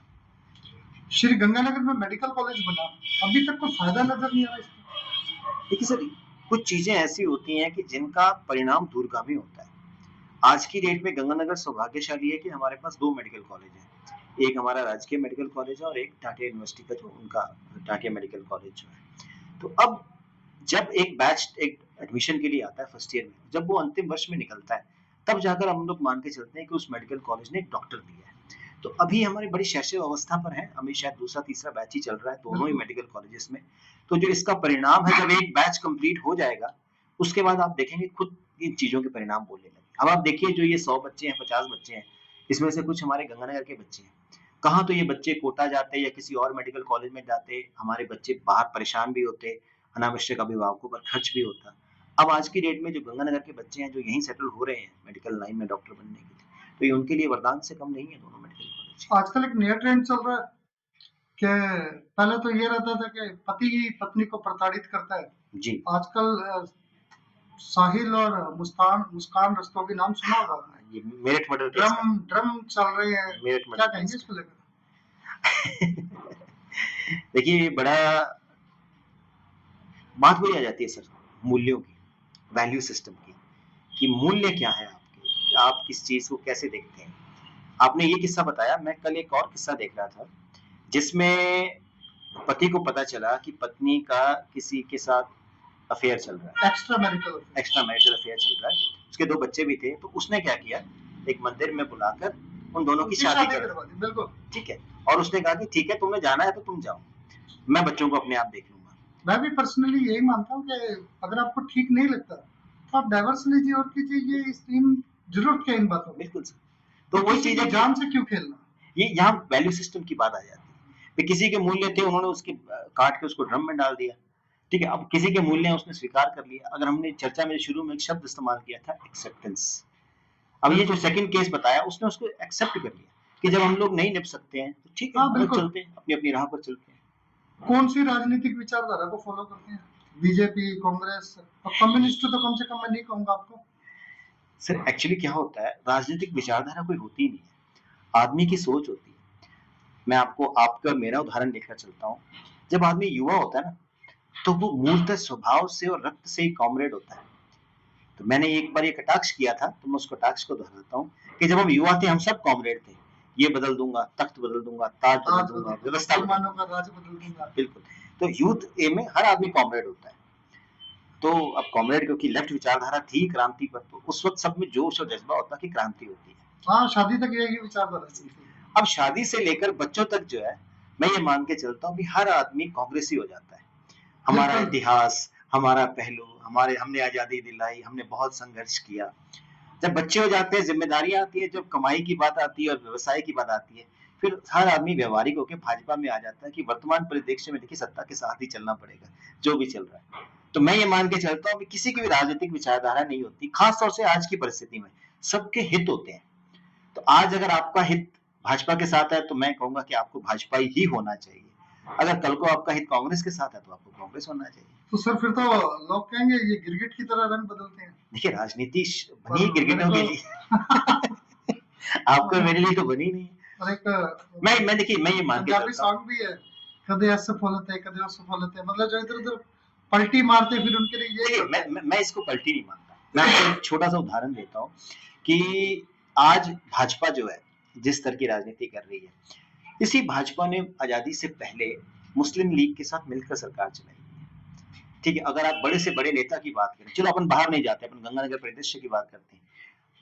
पांचक में गुरजन सिंह जी किसी समय कांग्रेसी थे, बाद में भाजपा में रहे। बिल्कुल। राधे श्याम जी कांग्रेसी से भाजपा में रहे। ठीक है, उसके बाद अब हमारे अशोक गहलोत जी हैं, चुनाव लड़ रहे हैं, कांग्रेसी थे, भाजपा में रहे। कामनी जिंदल जी हालांकि जमींदारा पार्टी से थी, मगर भाजपा की तरफ उनका रुझान रहा और उन्होंने कोalition के साथ उनके साथ काम भी किया। जयदीप जी जो है, इनकी पार्टी के विचार। अब परिस्थिति बदल चुकी है। वो जो सिद्धांत था और जिसमें अड़ियल रहने की परंपरा थी, वो बहुत पहले समाप्त हो चुकी है, फ्लेक्सिबल हो गया। अब राजनीति का मतलब ही फ्लेक्सिबिलिटी हो गई। तो मैं ये कह रहा हूँ कि इसमें कुछ गलत भी नहीं है। हर आदमी के अंदर एक वैचारिक बदलाव, जैसे मैंने आपको कहा ना कि जवानी में सब कॉमरेड थे, बच्चों के बाद सब जो है सोच बदल जाती है। तो यही व्यवस्था राजनीति में भी आ चुकी है। तो मैं ये कहता हूँ कि अगर हमारे स्टैंड बदलने से क्षेत्र का भला होता है, तो हर राजनेता को स्टैंड बदलना चाहिए, अगर उससे क्षेत्र का विकास होता है तो। मोदी जी को इंटरनेशनल लीडर बोला जाता है आजकल जी, आप किस एंगल से देखते हैं सर? मैं मोदी जी को इंटरनेशनल लीडर के रूप में कम देखकर एक बहुत अच्छा मार्केटिंग लीडर के रूप में देखता हूँ। मोदी जी को अपना सामान बेचना बहुत अच्छे से आता है, खास तौर से। और उनकी टीम में जो बड़े-बड़े सेल्समैन हैं, मैं शब्द ये उनके अपमानित करने के लिए नहीं, उनकी क्वालिटी बताने के लिए कर रहा हूँ कि अमित शाह जी हो गए या जो उनके बाकी टीम के मेंबर हैं, इनकी प्रेजेंटेशन बहुत अच्छी है। तो इसलिए मैं इंटरनेशनल लीडर ना मान के इनको एक बहुत बढ़िया मार्केटिंग लीडर मानता हूँ। अब ये इंटरनेशनल मंचों पर जाकर अगर भारत की अच्छी मार्केटिंग कर रहे हैं, तो मैं उसको भी मैं तारीफ करता हूँ कि बहुत अच्छी बात, हमारी मार्केटिंग होनी चाहिए। भजनलाल जी की सरकार को लगभग 1.5 साल होने वाला हो गया है जी। कैसा लगता है एकदम से एक नए व्यक्ति को सीएम बना देना? देखिए, यहाँ जो मेरी राजनीतिक समझ ये कहती है कि भाजपा जो है वो इमोशनल राजनीति भी करती है। कांग्रेस के ऊपर सबसे बड़ा जो तबका लगता है परिवारवाद की राजनीति, एक ही परिवार, तुष्टीकरण की राजनीति। जी, तो वो गांधी परिवार का जो उन पर लेबल लगा हुआ है। तो भाजपा उसके उलट सिद्धांत पर चलती है और वो संदेश यही देना चाहती है कि यहाँ पर कोई भी कार्यकर्ता, साधारण कार्यकर्ता भी जो है वो मुख्य पद पर आ सकता है। तो वही संदेश शायद लोगों में जाता भी है, इसीलिए लोग आज की डेट में भाजपा को पसंद भी कर रहे हैं। कांग्रेस अभी भी उस चक्र से इतनी विफलताओं के बाद भी बाहर नहीं निकल पा रही है। तो यही भेद है, शायद इसी वजह से ये व्यवस्था भाजपा कर रही है। सूर्य अस्त, कमलजीत सूदन मस्त, जी। कितने सहमत है आप इससे? देखिए, मैं तो ये मानता हूँ कि सूर्य जब निकलता है, कमलजीत सूदन तभी से मस्त हो जाते हैं। नहीं, दिन में आपका एक बड़ा एक सार गर्भित सा व्यवहार रहता है, शिक्षा के मंदिर में जी, बच्चों से मिलना, उनके पेरेंट्स से मिलना, शिक्षा की बातें, और जैसे ही शाम के 8 बजते हैं, जी। सोशल मीडिया पे मतलब टारगेट करने में लग जाते हैं आप। काफ़ी सारे लोग कहते हैं कि खिंचाई बहुत करते हैं आप, जी। और बड़े जोली नेचर में होते हैं। जी, देखिए एक्चुअली अब यहाँ 8 पीएम का मतलब ड्रिंक से नहीं है। मैं ईश्वर की दया से मैंने ज़िंदगी में आज तक कभी कोई भी नशा नहीं किया है। मगर हाँ, नहीं, ये है आप कि ड्रिंक्स को नशे में लेते हैं? भई, जी हाँ, ये बताया जाता है भई 1-2 तो यार दवा के रूप में होते हैं। देखिए मैं इससे सहमत नहीं हूँ। मैं ये कहता हूँ कि अगर आपको दवा ही चाहिए तो दुनिया में बहुत तरह की दवाएँ हैं। हमें उसको ड्रिंक्स के आवरण में छिपाने की ज़रूरत नहीं है। और थोड़ा-सा मेरी धार्मिक चीज़ों में आस्था बहुत है, तो गुरबानी में एक पंक्ति आती है कि नाम कुमारी नानका चढ़ी रहे चढ़ी दिन। रहे दिन-रात। तो ज़रूरत ही नहीं है इन छोटे-मोटे नशों की। जब आप उसके सानिध्य में हो तो आपको किसी मैं नशे इसे की ज़रूरत कंप्लीट करता हूँ कि शराब, पोस्त, मद, अफीम, भंग, नशा जी, उतर जाए प्रभात, नाम कुमारी नानका चढ़ी रहे दिन रात, क्योंकि नाम का जो नशा है, धर्म बस, बस। के प्रति जो आस्था होती है वो अलग होती है। जो आपने कहा 8 बजे वाला उसका कारण ये है सिर्फ़ दिन में व्यस्तताएँ रहती हैं, तो शाम को ही थोड़ा-सा समय निकल पाता है। तो आप यूँ समझ लीजिए कि वो जितने भी विचार हैं, चाहे वो रचनात्मक हैं या विध्वंसात्मक हैं, वो शाम को ही निकलते हैं, फुर्सत में निकलते हैं। अच्छा, बच्चे कितने आपके? मेरी 2 बेटियाँ हैं सर। तो बेटा नहीं है, जी, कभी बेटी महसूस होता है? मैं ये कहता हूँ कि मेरी एक बेटी लक्ष्मी और दूसरी महालक्ष्मी है, तो बेटों की ज़रूरत भी नहीं है। तो बच्चियाँ जैसे-जैसे बड़ी होती हैं, जी, वो कहते हैं कि बच्चियाँ हमेशा पिता को फ़ॉलो करती हैं, अधिकतर ऐसा रहता है। जी। तो आपके साथ भी ऐसा? हालाँकि मैंने कभी उस दृष्टि से उनका मूल्यांकन किया नहीं है, पर हाँ, एक प्रयास रहता है कि मेरी बच्चियाँ जो हैं, अगर मुझसे कुछ सीखें तो वो सकारात्मक ही सीखें, नकारात्मक ना सीखें। हर आदमी में कमियाँ होती हैं, मुझमें भी बहुत कमियाँ हैं। मैं उनके साथ समय भी बिताता हूँ, मैं उनके साथ वीडियोज़, रील्स भी बनाता हूँ, उनके साथ उनका रीज़न यही होता है कि वो अपने पिता को पिता ना मानकर अपना दोस्त मानें। बच्चियाँ बातचीत कर लेती हैं आपसे? जी हाँ, समाज में क्या चल रहा है और पर्सनल क्या है, क्या बिल्कुल। नहीं है? मेरी बच्चियों के साथ सौभाग्य से इतना अच्छा संवाद है कि मैंने उनके साथ अपना रेपो ही इस तरह का बनाया है कि शायद उन दुनिया में कभी भी उनको मेरी राय की ज़रूरत हो, तो बेहिचक मुझसे सवाल कर लेती हैं। सर, एक बात आपने कही कि बंदा जवानी में कॉमरेड होता है, फिर शादी के बाद कांग्रेसी हो जाता है, और बाद में वो सिर्फ अपने हित देखने लग जाता है। आपने लव मैरिज किया, जी, ठीक है। कल को अगर बच्चे भी ये डिमांड कर देते हैं, जी। तो उस समय फिर आप क्या वो 20 साल वाली विद्रोही लाइफ की तरह सोचोगे, जी। या आज के एंगल से सोचोगे? देखिए सर, ये परिस्थिति बिल्कुल आ सकती है। जिस तरह से आजकल की पीढ़ी उन्नत सोच रखती है, उन्मुक्त विचार रखती है, तो हमें ये उनको स्पेस तो देना होगा कि वो अपना चुनाव खुद कर सकें। एक पिता के रूप में वहाँ मेरा दायित्व ये बनता है कि जो भी उसका चुनाव है, वो उसका सर्वश्रेष्ठ होना चाहिए। सर्वश्रेष्ठ हो और मैं उसको मूल्यांकन करके उसके वो सभी पहलू बता सकूँ, जो मेरे जीवन के अनुभव से मैंने सीखा है। क्योंकि उसका अनुभव मेरे से कम ही होगा बच्ची का, ठीक है? तो इसलिए मुझे विकल्प देना है उसे, अंतिम निर्णय तो बच्चों का ही है। कश्मीर फाइल्स मूवी देखा होगा आपने? जी, देखा क्या नहीं देखा? जी, जी, देखिए कितना सच है वो? देखिए सर, सच हर तरह का होता है, 2 तरह का होता है। एक जो सच सच होता है और एक जो सच का एक पहलू दिखाया जाता है। तो उसमें बहुत सारी चीज़ें सच दिखाई गई हैं, बट वो सिलेक्टिव सच है, जो मुझे जो समझ में आता है। क्योंकि मैं मूल रूप से कश्मीर का हूँ, अभी मेरी सिस्टर जो है जम्मू में ही हैं, मैरिड हैं वहाँ पर। जम्मू कश्मीर का कलर और फ्लेवर दोनों मैं बड़े अच्छे से समझता हूँ। उसमें सच दिखाया गया है, पर वो पूरा सच नहीं है। उसके विभिन्न पहलू भी हैं, सकारात्मक पहलू भी हैं। तो वो उस फ़िल्म को नहीं दिखाया गया है। मेरा निजी अनुभव ये है। कंप्लीट कंप्लीट जितना पिक्चर नहीं। मतलब डायरेक्टर का था, भी मुझे सिर्फ इतना ही जी, प्रेजेंट करना है। मुझे इस स्टोरी को इस दर्द की राह पर बेचना है। ऐसे बहुत सारे सुखद उदाहरण भी थे जहाँ पर लोगों ने बहुत मदद भी की है। उन सारे पहलुओं को उसमें नज़रअंदाज कर दिया गया। नजरअंदाज कर दिया। ज्योतिष में रुचि आपकी? जी हाँ, आजकल मैं उसको एक विषय के रूप में पढ़ रहा हूँ, ज्योतिष को। ज्योतिष की तरफ बढ़ने का कारण क्या रहा? एक्चुअल में क्या है सर कि मेरा रुझान रहा है कि मैं शुरू से नया कुछ न कुछ सीखने का रहा है। तो ऐसे ही आकस्मिक ही जो है अचानक बात कहीं मैंने ज्योतिष की चर्चा सुनी। मेरा एक एक बड़ी आस्था है सर कि सनातन धर्म से संबंधित जितनी भी चीज़ें हैं, हालाँकि मैं आज सिख धर्म को फ़ॉलो करता हूँ, मगर मेरा सनातन को लेकर बड़ा सम्मान है। मैंने अनुभव किया है कि उनकी प्रेज़ेंटेशन बड़ी गलत कर दी गई। कुछ लोगों ने उसको व्यवसाय बना दिया, कुछ ने उसको डर का माध्यम बना दिया, कुछ लोगों ने उसको तंत्र-मंत्र से जोड़ दिया, जबकि बहुत ही वैज्ञानिकता और बड़ी तार्किक बातें हैं। तो उसी तर्क की कसौटी को मापते-मापते मैं ज्योतिष के संपर्क में आया और जब मैंने उसको साइंटिफिकली पढ़ना शुरू किया, तो मुझे लगा कि शायद ये बहुत अच्छा विज्ञान था जो हमारी लाइफ़स्टाइल का हिस्सा था। मगर जिसको कुछ लोगों ने एकाधिकार बनाकर एक व्यवसाय बना दिया। वो वैज्ञानिकता को समझने के लिए मैंने ज्योतिष को पढ़ना शुरू किया। कहाँ तक पहुंचे इसमें? बहुत जल्दी सर, और जैसे ही मैंने शुरू किया यूँ समझ लीजिए कि बहुत जल्दी बात समझ में भी आ गई कि ये बहुत ही जीवन पद्धति है और इसको अगर हम डर का ना बनाकर, इसको एक विषय की तरह समझकर, नियमावली की तरह इसका अनुसरण करें, तो ये जीवन में बहुत लाभदायक है। कोई कुंडली देख के बता सकते हैं मुझे? देखिए सर, मैं ये कहता हूँ हर आदमी अपनी कुंडली देख सकता है। उदाहरण के लिए एक कुंडली में 12 ग्रह होते हैं, 12 घर होते हैं, 9 प्लैनेट्स 9 ग्रह हैं हमारे। अच्छा, ये 3 हमेशा खाली क्यों रहते हैं? मैं आपको बता रहा हूँ ना, मैं उससे भी एक सरल सूत्र पर लेकर चलता हूँ आपको कि हर ग्रह जो है अपने यहाँ साथ एक संदेश लेकर आया है। अब मैं आपको बात करता हूँ सनातन और ज्योतिष क्यों समझने के लिए जरूरत है, चाहे वो मैं तो कहता हूँ सिख, मुस्लिम, ईसाई जो भी हो, जो इसमें नहीं भी आस्था मानता है, अगर वो भी इसको समझे व्यवहारिकता के साथ, तो वो भी जो है अपने आप को कुंडली अपनी पढ़ सकता है। अब उदाहरण के लिए ज्योतिष रत्नाकर क्या कहता है, सूर्य आपको सुधारना है, अपने पिता की सेवा कीजिए। चंद्र आपको सुधारना है, अपने माता की सेवा कीजिए। बुध आपको सुधारना है, वाणी शुद्ध रखिए, गाली गलौज मत कीजिए, अपशब्द मत कहिए। ठीक है। शुक्र आपको सुधारना है, अपनी देखभाल कीजिए, अच्छे कपड़े पहनिए, इत्र लगाइए। अभी एक पॉडकास्ट में आया कि फ्राइडे को वाइन जरूर पीना चाहिए, 1-2 पैग, उससे शुक्र मजबूत होता है।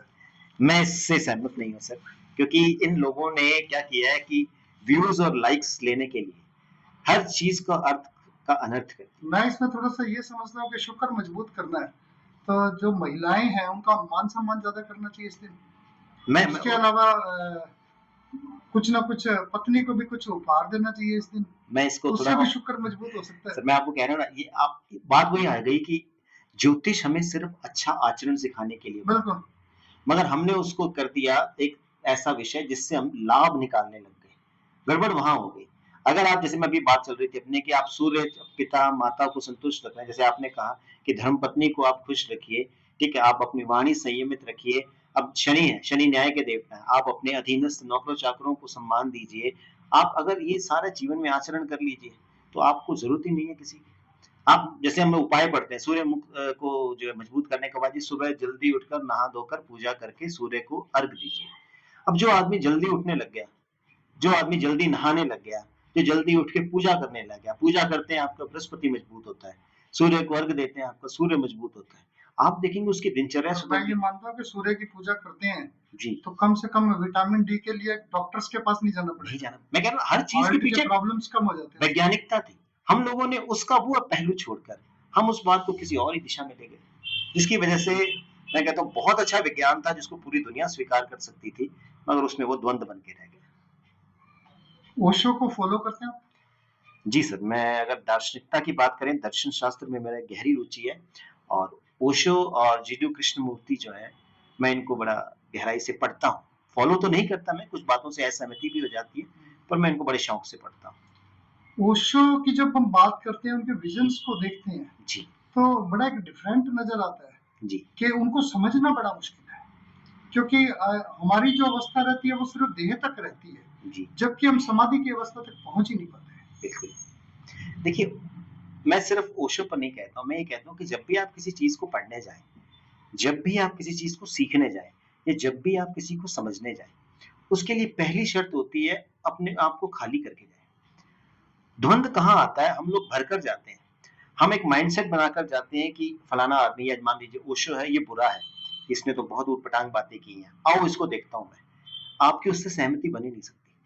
अपने आप को एक बार खाली कीजिए, पहले उसको समझिए, उसके परिदृश्य से उस चीज को देखिए और समझिए, फिर आप उसको आत्मसात कर पाए। एक आप अचानक किसी आदमी को उठाकर और किसी दूसरे धर्म के आदमी को पढ़ाकर अगर आप गीता पढ़ाने बैठ जाएंगे, उसमें भी उसको 10 असहमतियां हो जाएंगी। जिस दिन वो खुद को खाली करके सहमति के साथ आएगा कि यार मैं देखूं तो सही ये कहते क्या है, तब समझ में आएगा कि भाई गीता के पहले अध्याय में अर्जुन काँप रहे हैं तो क्यों काँप रहे हैं, या आगे चलकर कृष्ण विराट रूप दिखा रहे हैं, उसकी क्या भावना है। जब तक पहले खुद को खाली करना होगा ना। हम लोग, अब स्थिति ये आई है कि आकंठ भरे हुए हैं। तो जो भी लोग ओशो से असहमत हैं, कुछ विषयों पर मेरी भी असहमति है, मगर मैं इसलिए नहीं, ये असहमति ये नहीं है कि ओशो गलत है। मुझे लगता है कि आज की डेट में जिस बुद्धि की अवस्था में मैं हूँ, मैं इस बात को समझ नहीं पा रहा, मैं फॉलो नहीं कर मैं फॉलो नहीं कर पा रहा। तो अगर मैं खाली करके जाऊँ तो ओशो भी अपने आप में बहुत कुछ सिखाएँगे। धर्म, आस्था और कर्म जी। किस नजरिए से देखते हैं? देखिए सर, एक्चुअल में धर्म कोई चीज़ थी नहीं। मूल रूप से अगर हम धर्म की एटिमोलॉजी पर जाते हैं ना, तो धर्म अपने आप में ही कर्म था, नियम था। किसी समय हम कहते थे कि देश की रक्षा मेरा धर्म है, वहाँ किसी पूजा पाठ से संबंधित नहीं है। माता-पिता की सेवा धर्म था, बहन की रक्षा, ये उसकी ज़िम्मेदारियाँ निभाना धर्म था। तो ये जो नियम थे हमारे जीवन के, यही हमारे धर्म थे। आज हमने धर्म को मंदिर, मस्जिद, गुरुद्वारा, ईसाई रूपी बिल्डिंगों में बाँध दिया। अगर सड़क पर कोई आदमी पड़ा हुआ है और आप उसके पास से निकल कर मंदिर जा रहे हैं, तो मुझे लगता है आपसे बड़ा कोई अधर्मी नहीं है।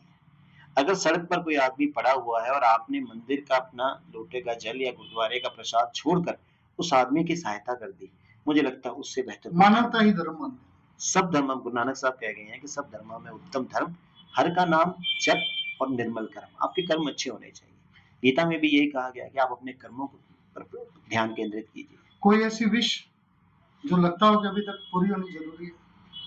मुझे लगता है सर, ईश्वर जो दे रहा है बहुत दे रहा है, अपनी हैसियत से बढ़कर दे रहा है। आगे भी जो देगा वो बेहतर ही देगा। कभी कभी सोचते हो कि अगर शिक्षा के क्षेत्र में नहीं होता तो क्या होता?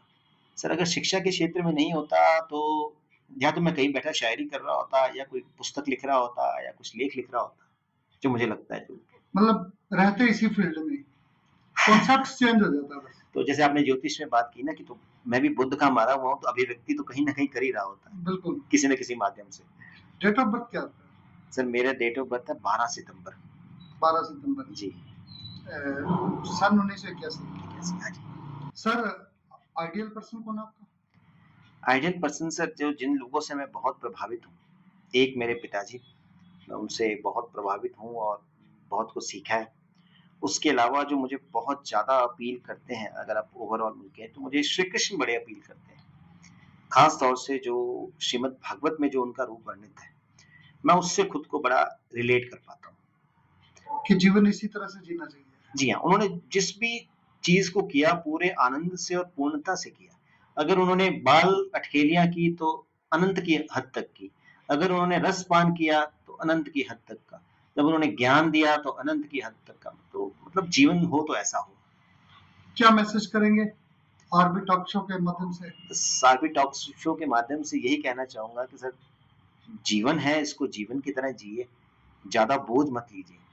आपके बिना भी ये धरती घूम रही थी और आपके बाद भी ये धरती घूमेगी। तो जितना भी समय है यहाँ पर सकारात्मकता के साथ जिए, आनंद के साथ जिए, यही हमारे साथ जाएगा। ख्वाहिशें तो बहुत है जिंदगी में, पूरी होती है कोई कोई।